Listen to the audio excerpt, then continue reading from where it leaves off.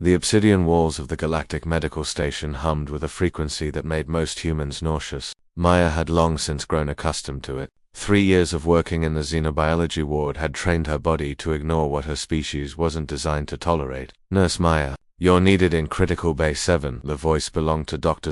Avorian, whose 6 eyes never seemed to blink in unison. Maya grabbed her medical kit and hurried down the corridor, her boots clicking against the metallic floor. The station orbited a dying star in the Kepler 442 system, serving as the premier medical facility for 17 different species. Humans were the newest members of the Galactic Coalition, barely a century into their membership, and still regarded by many as the young ones.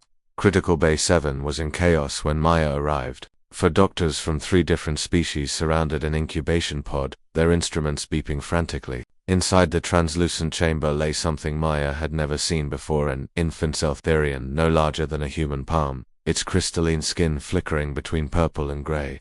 What's the situation? Maya asked, pushing her way to the pod. Dr. Zelthar's mandibles clicked in distress. Premature birth. The mother didn't survive the delivery. The infant's cellular structure is collapsing. We've tried every protocol in the Zeltharian medical database. And Maya studied the readings, scrolling across the monitors.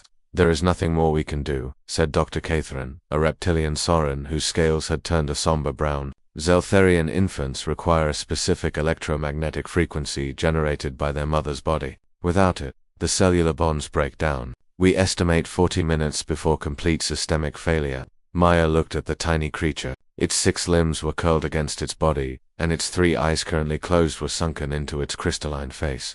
The flickering of its skin was growing slower, like a candle flame running out of oxygen.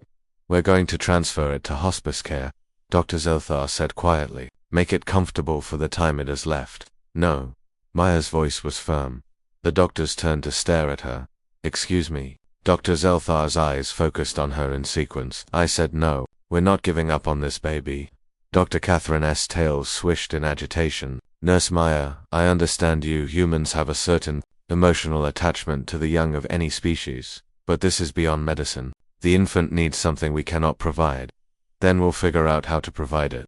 Maya pulled up the electromagnetic readings on her datapad. You said it needs a specific frequency from the mother's body. Have you tried replicating it? Of course we have, Dr. Zelthar said, his tone sharp. The equipment cannot generate the precise harmonic complexity. It's not a simple wave pattern, it's a living, fluctuating signature tied to Zeltharian biology. Maya's mind raced. She had spent 3 years learning alien physiology, understanding how different species healed, what they needed to survive. Humans were considered peculiar in the medical community for their adaptive biology, their stubborn refusal to die even when logic said they should. What if we don't replicate the mother's frequency? Maya said slowly. What if we substitute it? Substitute it with what? Dr. Catherine asked. With mine. The silence that followed was deafening.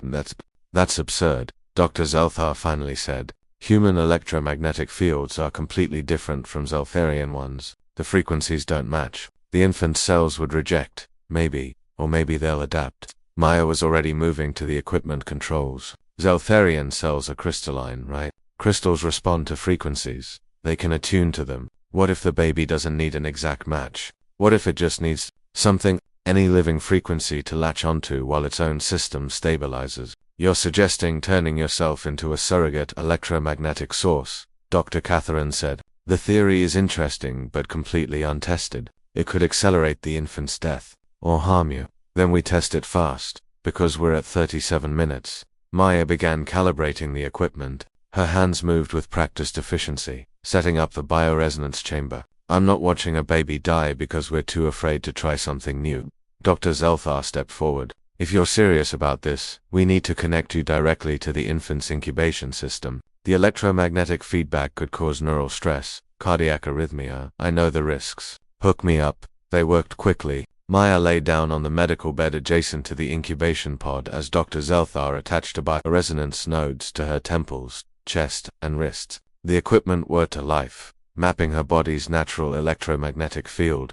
This is insane, Dr. Catharin muttered, but his claws were moving swiftly across the controls. But if any species is crazy enough to try it, it would be humans. Beginning synchronization, Dr. Zelthar announced. Nurse Maya, you'll feel a pulling sensation. Don't fight it. The sensation was more than pulling, it was like being unraveled at the molecular level. Maya gasped as her nervous system connected to the alien infants.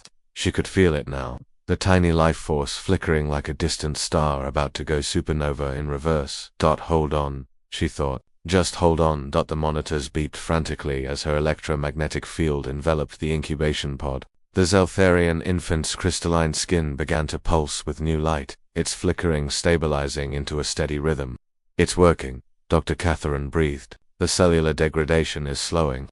Maya felt like she was holding the baby together through sheer force of will. Every heartbeat, every breath she took seemed to feed into the tiny creature. Sweat beaded on her forehead. The strain was enormous. Nurse Maya, your heart rate is becoming dangerously elevated, Dr. Zelthar warned. I'm fine, Maya gritted out. How's the baby? Cellular structure is regenerating, Dr. Catherine said, his voice filled with wonder. The crystalline bonds are reforming. It's adapting to your frequency.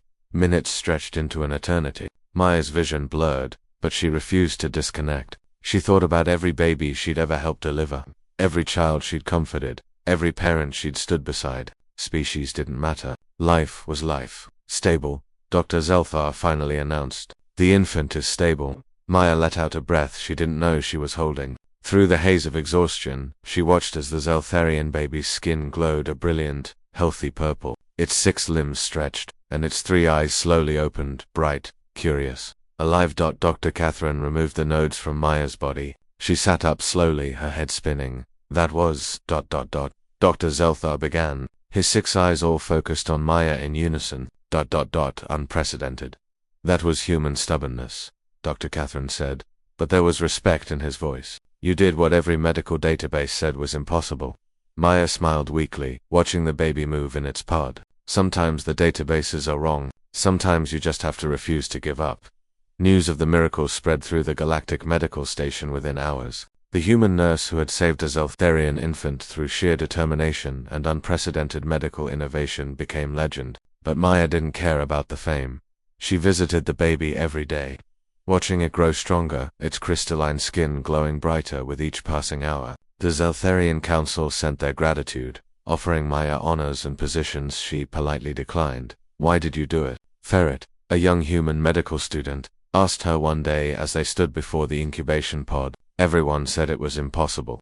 Maya watched the baby grasp at the air with its tiny 6-fingered hands. Because someone had to try. That's what we do, isn't it? We're humans. We don't accept impossible. We just find another way. Ferret nodded, understanding dawning in his eyes. HFY what? It's something I read in the old Earth archives. Humanity, F******, yeah, it's what we do. Maya laughed, the sound tired but genuine. Yeah, I guess it is. The Zeltharian infant whom Maya had named Prism for the way its skin refracted light would grow to become the first of its kind, raised with a human electromagnetic signature woven into its cellular structure. It would bridge 2 species in ways no treaty ever could. But in that moment, watching the baby sleep peacefully, Maya simply felt what every nurse feels when a life is saved, that stubborn, unshakable human hope that refuses to acknowledge the word impossible. And in the cold vastness of space, aboard a station orbiting a dying star, that hope burned brighter than any sun. End.